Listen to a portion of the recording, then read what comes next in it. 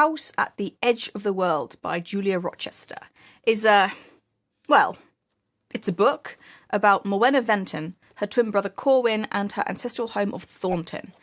No, not the place that makes the chocolates, but an old farmhouse on the Cornish coast.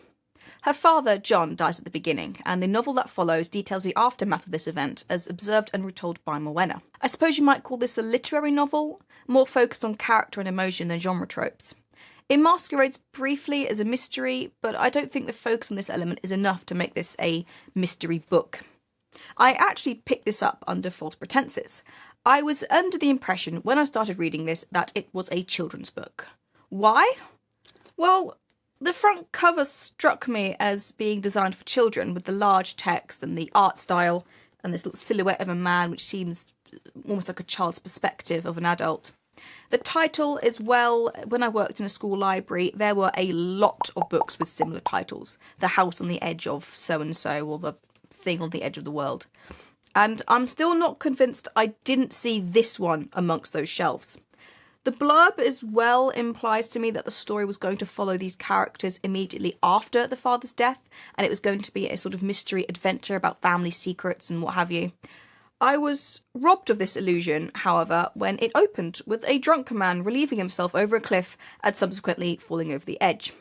All right, I thought, a teen book. The main character, Morwenna, is 18 and off to uni soon, so it's the right sort of age for a teen book. Then the swearing started. All right, I thought, edgy teen book. Then the time skip started. And most of this book takes place when Morwenna is in her 30s. It's an adult book. An adult book, but for the life of me, I cannot marry that fact with this front cover. It's not the author's fault necessarily, but I think the marketing here may mislead people. Or not, maybe that's just me. So let's get into it. It is well written. Aside from a couple of sticky moments which may have been editing oversights, it is a skillfully put together book and well written. There is some nice description throughout and blending the beautiful with the crude. I also enjoyed the contrasting depictions of the Cornish coast in London, where one feels the weather and nature so keenly whilst the other barely feels it at all. The book touched on some very interesting and poignant themes: apathy and disconnection, passion, fulfilment, that moment of growing up, drifting from your childhood friends and dreams, and it tackled some of these themes well, other themes not so much, but we'll get to that. I also found the characters very real, not necessarily likeable, but true enough. The only character I really liked was Matthew, who is Morwenna's grandfather, because compared with everyone else, he is gentle and content and genuine. I liked his world, which consists of bread making, which in and of itself speaks of his being the nourishing, beating heart of Thornton, and his map, which he spends his entire life painting, and it is a brilliant prop. It consists of a circle around Thornton, marking how far he can walk in one day and still make it home in time for dinner. He adds to it constantly, with things he notices, blurring fact and fiction, adding devils and pixies and monsters amongst the flowers and birds and buildings. My main issue with the book is that it is one where nothing much really happens. In some ways, it is similar to The Lovely Bones. The main event happens at the very beginning, and everything following is merely the resulting ripples from the initial collision. Is it a bad way to write a book? No, providing the characters are compelling enough to lead the reader through.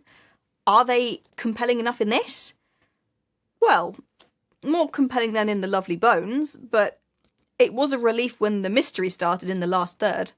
See, although the characters feel like real people, they don't work so well as book characters because they don't change at all. And while there are many people in life who remain unchanged between the ages of 18 and 35, the mechanics of such people make for boring reads in fiction unless you put in a lot of effort to make it work. I think this book was also trying to do a little bit too much, which is ironic considering that nothing much happened. And in that, it failed to give enough time to each endeavour. It wanted to have Morwenna as a curiously unlikable narrator, unbothered by social niceties, disengaged of mind-to-mouth filters, which is fine for her teenage years, but by the time she's in her late 20s, it's quite dull. She has the same tiring arguments about life with her mum, which is very boring, and it makes the book feel stagnant and pointless.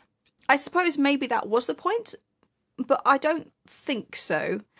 I think Morwenna is meant to be disconnected to all but Corwin, her twin brother, but she has too many connections in her adult life for this to work, gotten by herself, for herself, instead of the forced connections of family ties and her more sociable brother's friends. And these connections she forges herself are not explored nearly enough for it to feel important or on purpose, so it comes across as just inconsistent. I think I actually would have preferred to read about Corwin and his experiences. He goes on a white saviour trip to places like India and Sudan to help people build wells and fix houses and the such, but returns empty and worried that he has done more damage than good, and he suffers a sort of moral exhaustion. But that, sadly, is not the story we get. The idea with the map with Thornton in the centre and the focus placed on the house by the title, the house at the edge of the world, seems to be building up Thornton as this otherworldly, almost prison-like entity from which one is unable to truly escape. But this is undermined by the fact that Morwenna travels so easily between it and London. It tries to talk about life and death and childhood and adulthood and tie it all back to this backwater spot on the Cornish coast, but it's also trying to set up Cornwall as this magical, mythical place where fact and fantasy blur, but neither is explored nearly enough for either to work. So whilst some themes are done well, I genuinely think the parts about Morwenna realising how far she has drifted from her childhood friends, or at least her brother's friends, are rather good. But the setting is just too weak to support the full scope of what this book is trying to say. And when the title and the cover put so much stress on the setting, it really does begin to fall apart. Spoiler time! The mystery at the end is whether or not the dad, John, is actually dead. Turns out he's not. 17 years after he jumps off a cliff, Corwin gets a feeling that he's still alive, and they discover he is. He faked his death on a whim and moved 10 miles away to fulfill his dream of living like a monk. This isn't a problem. The mystery was probably the most gripping part of the book, but it lacked a sort of catharsis. Morwenna finds him, speaks to him, and leaves him, completely unchanged. Over those 17 years, moving to London, pursuing a career, finding love, losing love, watching her mother remarry, finding her dead father not quite dead, and she remains exactly as she was at 18. And this is the main issue. The book feels pointless. The only characters who change are the friends from school, and they are barely touched on. I suppose Morwenna's unchanging nature could have worked if it was an extension of Thornton itself, but that isn't how it came across. Also, parents get a terrible reputation in this book, from Morwenna's dad ditching them to live in isolation like Elsa in her castle. Jumping over a cliff tonight, 'cause I really hate my work. Not even gonna tell my kids, 'cause it turns out I'm a jerk. Her mum generally being terrible and calling her kids cuckoos, Matthew's faults, that bloke who disowned his son for being gay. I mean, it puts you off having kids because you fear you'll suddenly turn evil. Finally, a small thing. I was disappointed that bookbinding, which is Morwenna's chosen career, didn't feature more vividly or with more detail. There's some, but as it is the only thing she shows any sort of passion for, I wanted more.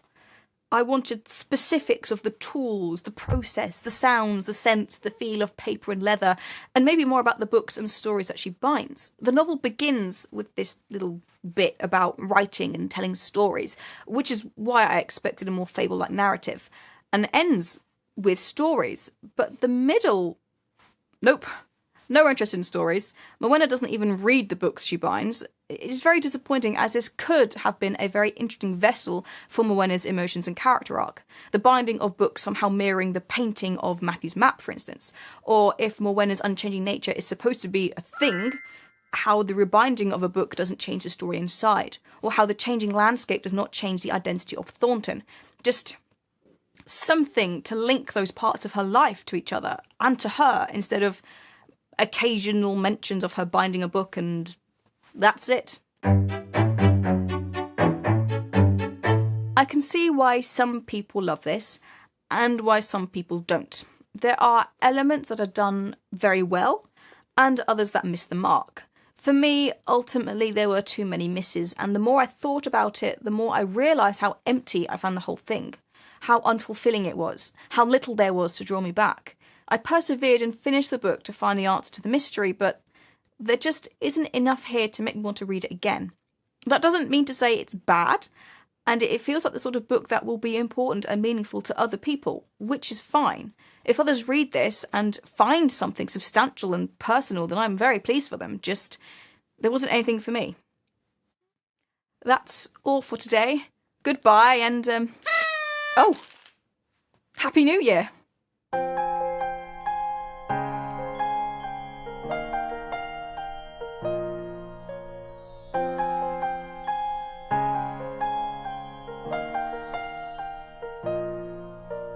Jumping over a cliff tonight, 'cause I really hate my work.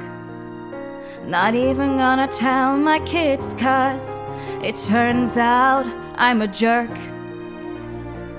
Good thing I've got a house I hid from my family. Gonna fake my death to start a new life.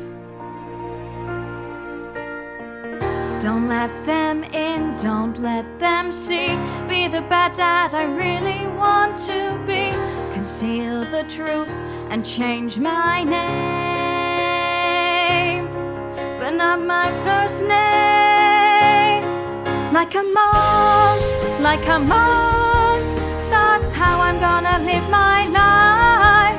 On my own, on my farm. Won't even tell my wife.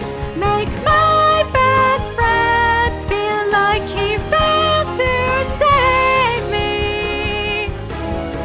Become a bachelor.